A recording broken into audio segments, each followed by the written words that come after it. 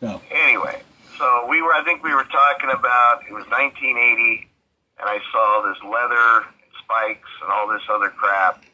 I mean, I really didn't know the other bands at the time.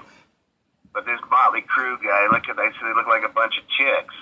Yeah. Next thing you know, dude, they didn't play like chicks. They came out fucking rocking, you know? And, I thought they were a bunch of devil worshippers. No.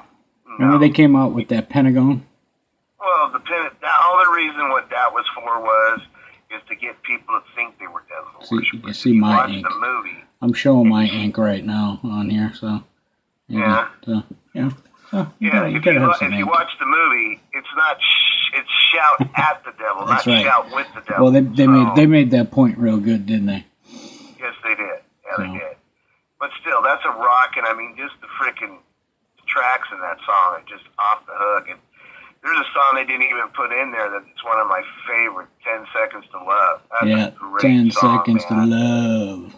Yeah, that's when you hear that one, man, I mean, it's just these guys were so above on their years, and they hung out for 40 years. You know what I respect about that band? What's that? Is that they came out and said, hey, look it, man, we've done everything we possibly could. We're not coming back and touring. And they put it in writing. You know what I mean? Yeah. It's not the money and fame for them. They did it because they kicked ass and they knew what the fuck they were doing. You know what I mean? Well, I give kudos to their manager for sticking with them all through the years. I watched an interview today with their manager and Nikki Sixx. Yeah. You know, and he stuck with them too. You know, through all those crazy things, they did some crazy shit, man. I mean, some crazy shit. They went from being teenagers like you and I to having just a boatload of dough. You know. Well, did you see the thing with Nikki Sixx and his mom? Yeah, yeah. Okay. So Nikki Sixx, I mean, when you've seen the movie, when he calls up and says, "Hey, look, this is your, you know my mom, da da da," and the guy says, "I don't have a kid." Look at this guy. Look at Nikki Sixx. I mean, look at the shit that guy went through, and look what he became. He wouldn't let anybody keep him down. His mom was whoring around. His dad wanted nothing to do with him. And when I saw that in the movie, that really made sense to me because my relationship with my father wasn't all that great either. Yeah. And same here. Yeah, you know what I mean? Yeah. And to sit there and what Nikki Sixx went in, changed his fucking name. Yeah, that lady goes, "Are you sure you want your name to be that?" Yeah, yeah. I mean, that's how much he hated that life. And he put that life to bed and... You know, the rest is like when I'm sitting there watching that one band before Mick Mars comes in and that guy's playing, and you can see Nikki Sixx is mad. That's not what I want. That's what because he knew what he wanted. Right. You know, and then when Mick Mars came up there and Tommy Lee back there, because Tommy Lee, you can call him what you want, but that guy's one bad motherfucker. You know that? All 98 pounds of him. Yep. Yeah, I'm telling you. You know, I mean, to sit there and go up and have a band. Look, no one's done that. No one has done. Think about that. Here's a guy playing the drums, and it's rotating in circles above thousands and thousands, hundreds of thousands of people. I know. That was cool.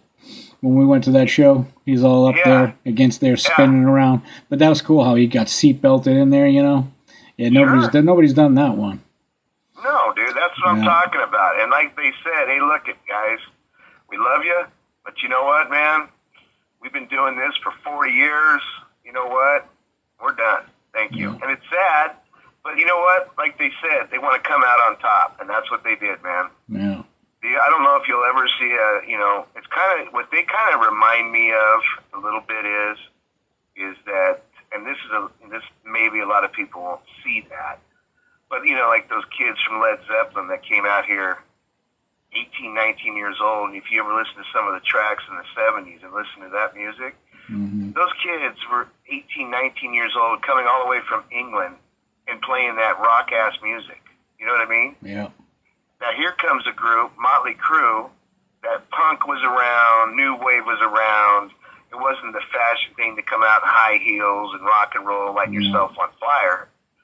So, I don't know if you saw the thing with the album, The Shout at the Devil, the first album cover, Right. And the second one, they had to change it. Yeah, they changed it to all their pictures, and they were kind of mad about that because they were saying that the parents were throwing them out of the house and stuff like that because of the pentagram. You got to remember something. This is you just didn't see stuff like that. You know what I mean? You just did not see stuff that was happening. All that stuff was going on too with AC/DC and all that stuff that was going around all that time and stuff. And especially they went on tour with Ozzy Osbourne at that time and stuff, and he had all that stuff with biting the bat head off, and so around that time there was a lot of that, especially what we were talking about with Iron Maiden. Right. Did you go with me to that Iron Maiden concert? Yes, I did. And with the people carrying the fifth of Jack Daniels. It was a 7-Eleven cup. Walking into it, seeing a bunch of people holding crosses. My God! Oh my God! Where are you taking me, Eric? And that was an awesome show. Don't go in there. The devil's in there, and everything that was going on. And I was intimidated. But when I got in there, what I saw was rock and roll music, where the drummer and guitarist are just shredding. And then what really did freak me out is when I looked up and I saw Eddie. Yeah. Now that kind of freaks me out. The guy was like 20 feet tall, walking around with a fucking axe. Well, a lot of their lyrics are end of time lyrics. If you're into it, they write a lot of songs about end of times, and they're Christian. They're not a Christian rock band, but they are Christian folks, which a lot of people go, no, they're not, but they actually are. But anyway, yeah. But I think during that era of rock and roll, I think a lot of the bands that were in that metal were all packed into one evil black type of setting, and they really weren't. They were just rock and rollers, Right. Well, they said that about Led Zeppelin too. Yeah. Play the song backwards, you're gonna hear all this. Right. Come on, man. You hear what you want to hear at that point. You know what? Exactly. Hey, look it, man. Those guys, Motley Crue, they help kids out. They do donations. They do a lot of stuff that no one even knows about. You know what I mean? Mm-hmm. And also, but everybody likes to see the shit in the news. They want to see somebody crumble or go to jail or steal for drugs. And that's what's wrong with the world today. Yeah. Nobody wants to see a positive thing. And to me, what Motley Crue just did is went out there and after 40 years and says, look, I kicked your ass for 40 years. We rocked your ass off. We're done. Thank you. Good night. Yeah, they were partying so hard there. My God, I'm surprised they made it through it. I mean, with Nikki Sixx going with overdosing and dying, basically, and getting that shot to the heart to come back and kickstart my heart to come back, and to do that, my God. Yeah, and they were going through some stuff back then, and there were bands that were coming up that were, that's when all the remember all the bubblegum bands that were coming up? I call them bubblegum bands. There was like Poison, they were all coming up. The ballad rocks were coming up. If you look at it, I mean, you call Poison, you call Rat, you call Cinderella, you call these other bands that you're getting at. The hair bands. Don't get me wrong, dude. Yeah, you call it glam rock, you call it whatever you want, but I don't know about you, but when I was 18, 19 years old, and I seen Cinderella, a guy comes out and starts ripping bells. Oh, yeah. I was like, yeah. I go, hey, you know what? Loved it. The group may be gay and they may be wearing chicks' clothing, but I'll tell you what, I sat back and rocked my ass off. Oh, we loved it, didn't we? Oh, yeah, dude. And Rat. My gypsy road. Take me home. Oh, yeah, dude. Oh, yeah. The hair bands. I mean, but, the ballad rocks came through it all. But Motley Crue, they were power. They didn't care. They rocked. They did whatever they want. They were party hard and all that stuff. But I think when they got sober, and then where'd they go to Seattle? They went to Seattle and they got sober. Then they wrote Dr. Feelgood. They went to Canada. They went to Canada. Was it Canada? Or I thought they went to Seattle. No, they went to Canada. Was it Canada? They went to Canada. Okay. Yeah, and they said they took all their shit. Yeah. No drugs. They took their toys with them. But see, this is, if you think about it, after, when you heard what Nikki Sixx said, when he, after he did get the, he died and got the thing kick-started, Here he is an hour later sitting in his closet with a needle stuck in his arm. Yeah. And he looks at the mirror and he says, this is when you've hit rock bottom. Yeah. And let me tell you something. Think about that, dude. Oh, yeah. You've made all the money. You've done everything you've done. And let me tell you, that drug, heroin, I mean, that's a real addicting drug. I'm glad me and you never got into it. Oh, but hell yeah. to sit there and almost die and then have this needle sticking out of your arm and you wake up and there's blood all over the place. And he says, I'm either going to die or we're going to get clean. And they got clean and they came out. And, dude, let me tell you something.